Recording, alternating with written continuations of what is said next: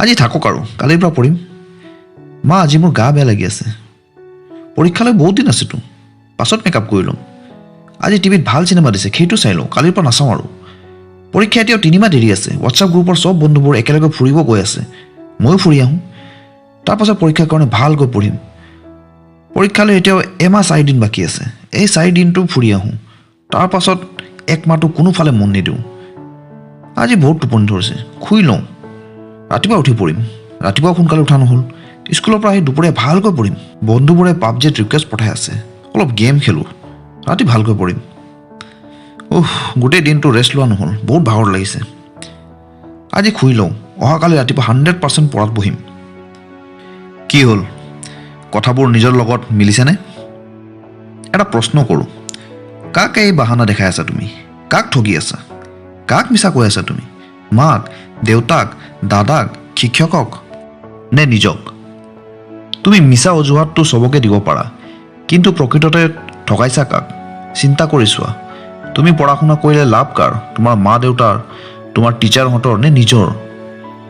School, college, university চব মিলাই পঢ়া শুনা কৰাৰ কাৰণে তোমাৰ হাতত কিমান বছৰ সময় থাকে? 15 পৰা 16 বছৰ। আৰু তাৰ মাজতো অধিক সময় পাৰ কৰি পেলাইছা, আৰু বাকী থকা সময়বোৰো চাওঁতে চাওঁতে পাৰ হৈ যাব। তাৰপাছত হাজাৰ চেষ্টা কৰিও তুমি স্কুলত ঘূৰি আহিব নোৱাৰা।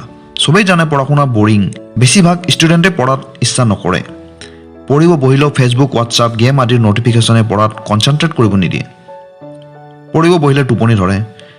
মনত ভাৱ হয়, কেতিয়া যে পঢ়া শুনা শেষ হ'ব, ষ্টুডেণ্ট লাইফটো কেতিয়া যে শেষ হ'ব। আৰে কটাবই আছে যদি এই সময়টো অলপ কষ্ট কৰি পঢ়া শুনা কৰি কটোৱা না। টিভি, ৱেব ছিৰিজবোৰ চাবলৈ তোমাৰ জীৱনত বহুত সময় আছে, কিন্তু পঢ়া শুনাৰ এই সোণালী সময় আৰু ঘূৰি নাহে।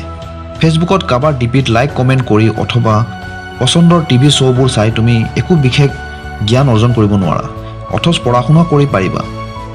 পঢ়াৰ কাৰণে একো কাৰণ বা মটিভেশ্যন পোৱা নাই যদি কল্পনা কৰা, তুমি যদি ভালকৈ পঢ়ি ভাল মাৰ্কছ লৈ পাছ কৰা, তোমাৰ মা কিমান হেপী হ'ব। তোমাৰ দেউতাই গৰ্ব কৰি চবৰ ওচৰত তোমাৰ কথা ক'ব পাৰিব। চিন্তা কৰা, তুমি যিবোৰ শিকিছা পঢ়া শুনাৰ মাধ্যমত, তাৰ দ্বাৰা তুমি ভৱিষ্যতে কিমান মানুহৰ জীৱন পৰিৱৰ্তন কৰিব পাৰিবা। এতিয়াও যদি মটিভেশ্যন পোৱা নাই, তেনেহ'লে ৰাস্তাত ওলাই যোৱাচোন আৰু চোৱা, বহুতো মানুহৰ থকাৰ কাৰণে ঘৰ নাই।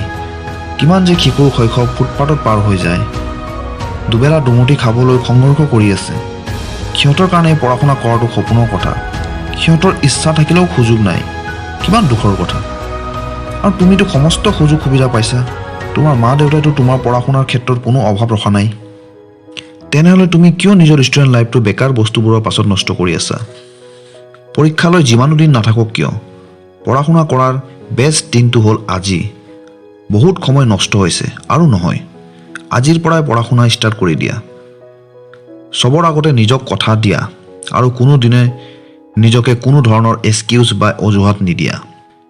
পঢ়া শুনা বৰিং লাগিছে, তেনেহ'লে ইণ্টাৰেষ্টিং বনোৱাৰ উপায় খোজা। পঢ়ি পঢ়ি টোপনি লাগিছে, উঠি যোৱা আৰু চকু মুখত পানী দি আকৌ পঢ়িব বহা।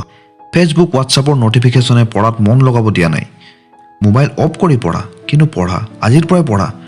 নতুন কিবা শিকিবলৈ পঢ়া, মাৰ মুখৰ হাঁহিৰ কাৰণে পঢ়া, দেউতাৰ পৰিশ্ৰমৰ মূল্য দিবলৈ পঢ়া, নিজৰ আৰু আনৰ লাইফ বেটাৰ বনোৱাৰ কাৰণে পঢ়া, দেশৰ কাৰণে কিবা এটা ভাল কৰিবলৈ পঢ়া।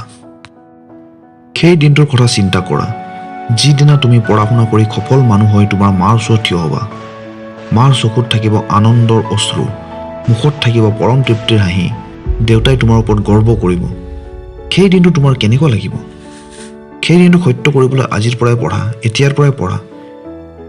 ভিডিঅ'টো যদি ভাল লাগিছে, লাইক আৰু বন্ধুবোৰৰ লগত শ্বেয়াৰ কৰি দিয়া, আৰু এনেকুৱা মটিভেশ্যন ভিডিঅ'ৰ বাবে চেনেলটো ছাবস্ক্ৰাইব কৰি